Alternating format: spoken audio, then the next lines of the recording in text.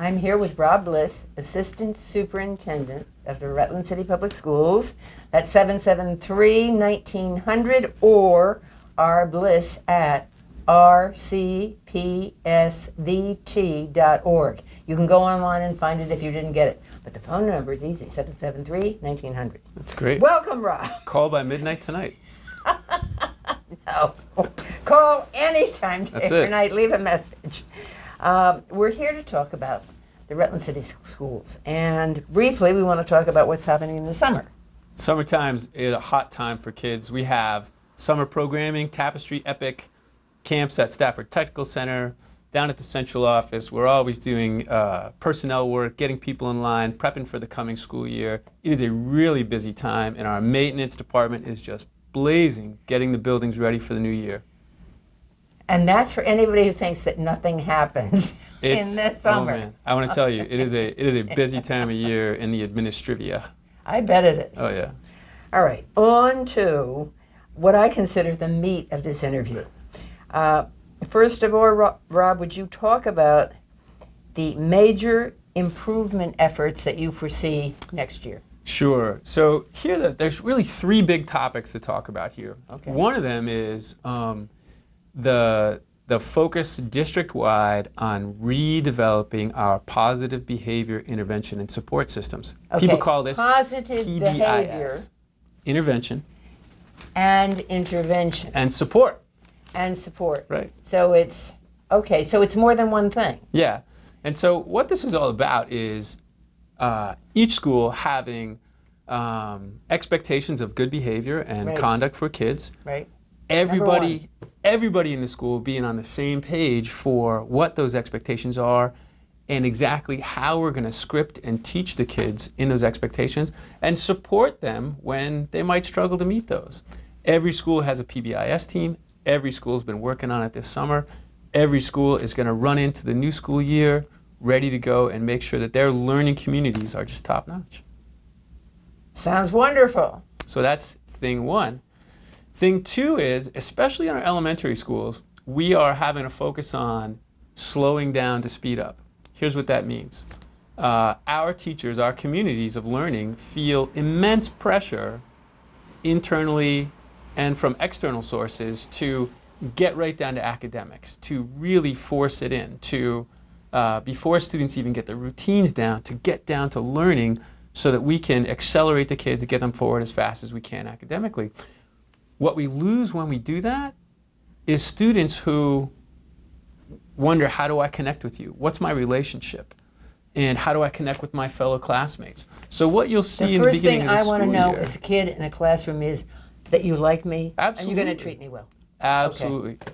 So in our schools, especially elementary schools, we are making sure we're focusing on developing classroom communities and getting this feeling of kindness, mutual respect, and safety that you talk about. I want to know you like me. I want to know you understand me before we jump into these academics that we do that are so important. And those are the things that'll get us in the newspaper for good or bad. Do you see that happening at every grade level?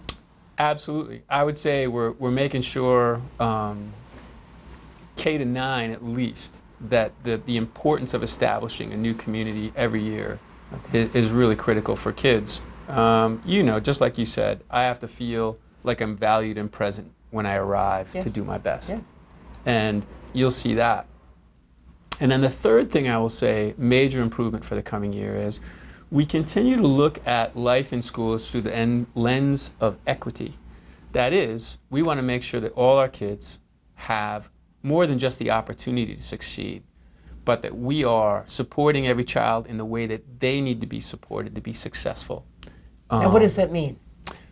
Wow. So let me give you an example. Yep. Let's use equity from a number of different lenses. So let's look at equity through socioeconomic status lens. Okay. If we look at our data and say, how many of our students from affluent families are taking AP courses and how many students from families that are a little bit more needy are taking them, we could say, data-wise, we might have a slight inequity there. Absolutely. That we need to support all our students so that they can access and remove barriers so that they can get into all the courses they need to succeed. Another equity lens to look through is in terms of after school care. If my parents work or don't have the ability to take care of me at home, one of the things we try to do to encourage equity so that all students have a safe place in our community that's productive and supportive is we run our after school programs. I really don't know the answer to this.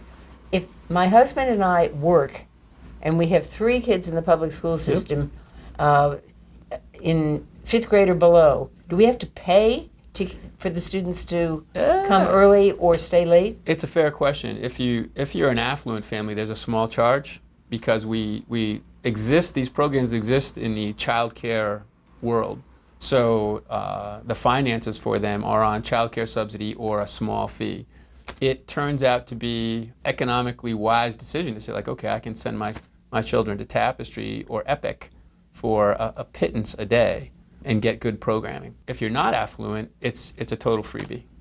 Okay, and that's what I wanted to know. The other thing I will tell you is we do not turn any students away based on economics. So like, let's say a student or a family is just above the cut for getting subsidy, and they say, look, we just can't even afford, $12.50 a day or $10 a day.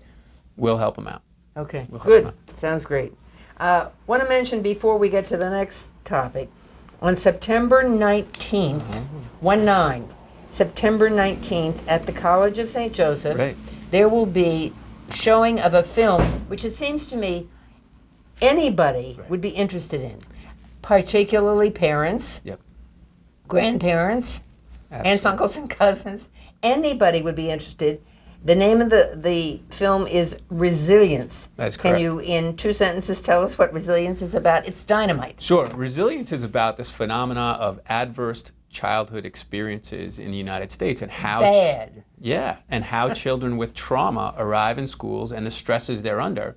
And Resilience is a film that helps us understand the science of that, the social impact of it, the learning impact of it, and the developmental impact of students who come from backgrounds and experiences that are traumatic. It's based in the San Francisco Bay Area.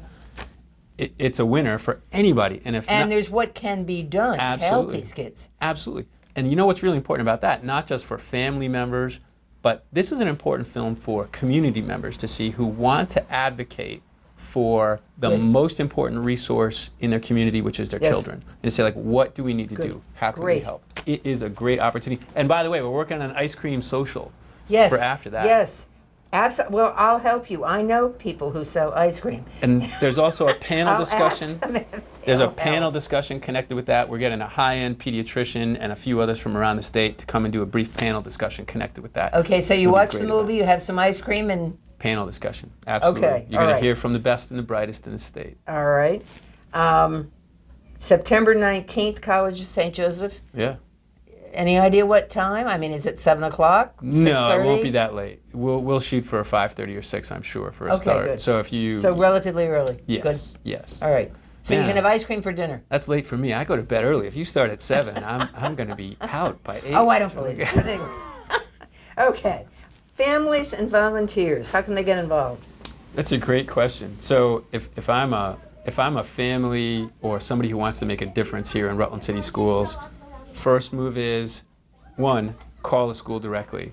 And I always say the first thing you want to do as a parent and a family is establish a partnership with your child's teacher. You may not think you have to invite yourself into this, but you do. Step in, introduce yourself, and say, how can I help my child at home? For me as a parent, it was one of the biggest things I did for my second child, is to go to her second grade teacher and say, how can I help? And immediately, other than saying, what are you going to do? Me saying, how can I help?